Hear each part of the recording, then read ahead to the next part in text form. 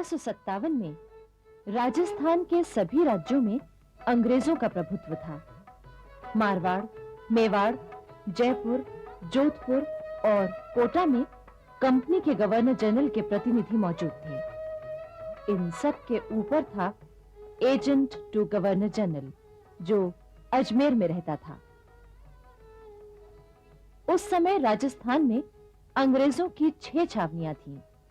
ये छावनियां नसीराबाद, नीमच, देवली, ब्यावर, एरनपुरा और खेरवाड़ा में स्थित थीं। इन छावनियों में 5000 भारतीय सैनिक थे। देश के अन्य भागों की तरह राजस्थान में भी शहरों और छावनियों में साधु और फकीरों के वेश में क्रांति के प्रचारक आए। उन्होंने सैनिकों में चर्बी वाले कारतूसों के खिलाफ प्रचार किया और विद्रोह की भावना जगाई।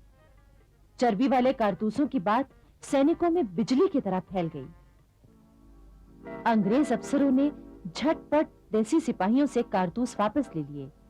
सिपाहियों का शक और भी पक्का हो गया। तभी एक और अफवाह जंगल की आग की तरह फैली कि सिपाहियों को खाने के लिए जो आटा दिया जाता है उसमें हड्डियों का चूरा मिलाया जाता है। इन बातों को लेकर भारतीय सिपाहियों में विद्रोह की आग सुलगने लगी। वो आपस में गुप्त मंत्रणाएं करने लगे।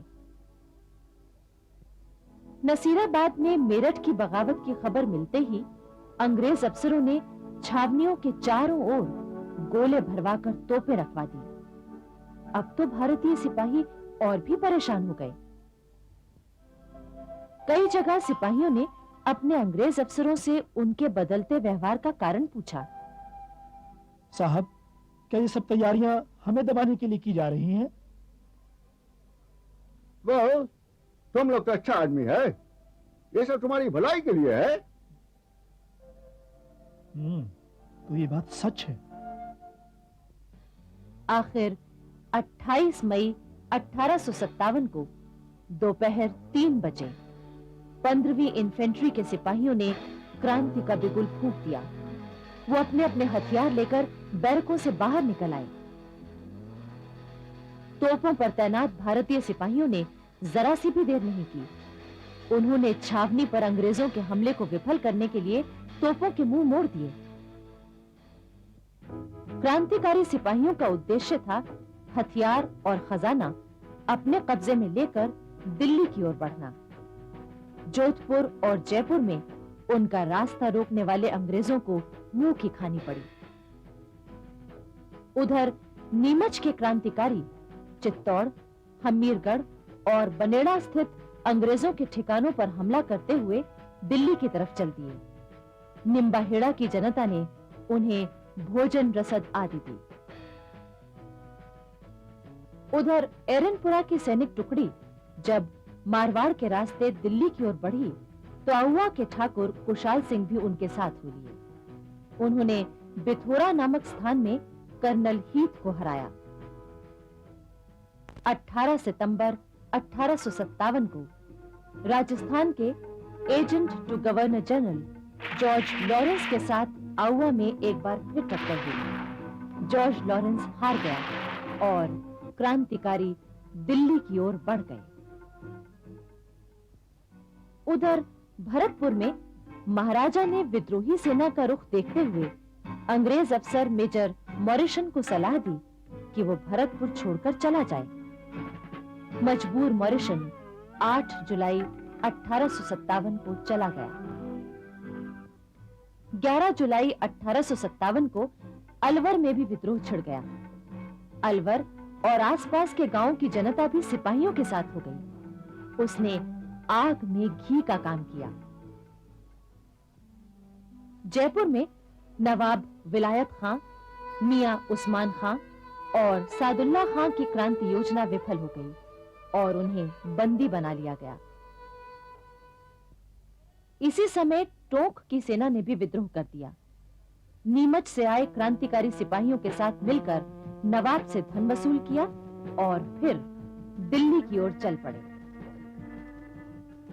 मेवाड़ के असंतुष्ट सामंत गुप्त रूप से राजस्थान की क्रांतिकारी सेनाओं की लगातार मदद करते रहे। वहां विद्रोह भड़कने की पूरी आशंका थी।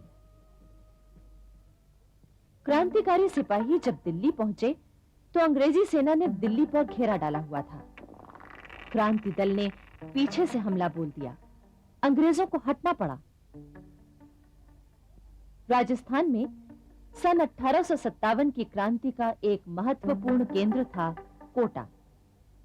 पॉलिटिकल एजेंट मेजर बर्टन ने महाराव से कहा कि वो जयदयाल, रतनलाल और जियालाल नामक अधिकारियों को उसके हवाले कर दें। इस बात पर भारतीय सिपाहियों और अंग्रेजों में मारकाट छिड़ गई। मेजर बर्टन और उसके दोनों बेटे भी मारे गए। इतिहासकार लिखते हैं कि कोटा के क्रांतिकारी इतने जोश में थे कि उन्होंने मेजर बर्टन का सिर काटकर पूरे शहर में घुमाया। किंतु इसके बाद अंग्रेजों ने कोटा के विद्रोह को दबाने के लिए दमन चक्र चलाया। 1857 की क्रांति की लपटें सारे देश में बराबर फैलती जा रही थी। देश का मध्य भाग भी विद्रोह की आग में जलने लगा था। ग्वालियर, ललितपुर, छतरपुर, सागर, विजयराघवगढ़, रीवा, दमोह, जबलपुर, मंडला, रायपुर, रामगढ़ आदि जगहों पर क्रांति फैल गई। जबलपुर के पास पुरवा में राजा शंकर शाह ने अपनी कोठी से ही क्रांति संचालन की योजना बनाई थी। 52वीं रेजिमेंट के सिपाहियों का आना जाना बराबर बना हुआ था, किंतु किसी गद्दार ने ये बात अंग्रेजों तक पहुंचा दी।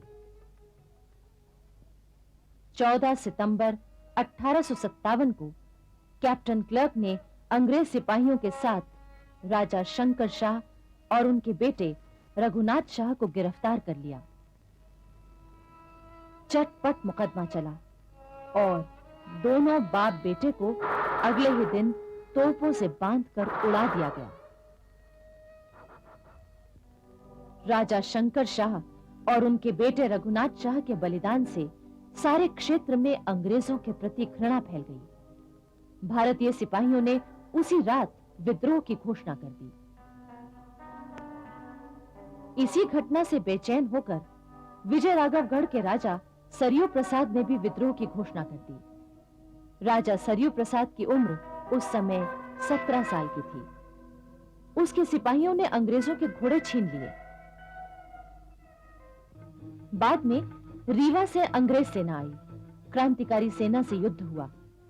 पराजित होने के कारण राजा सरयू प्रसाद फकीर का वेश बनाकर वहां से निकल गए, परंतु अंग्रेजों ने उन्हें सन 1864 में गिरफ्तार कर लिया। जबलपुर में उन पर मुकदमा चला और काले पानी की सजा दी गई। किंतु राजा सरयू प्रसाद स्वाभिमानी व्यक्ति थे।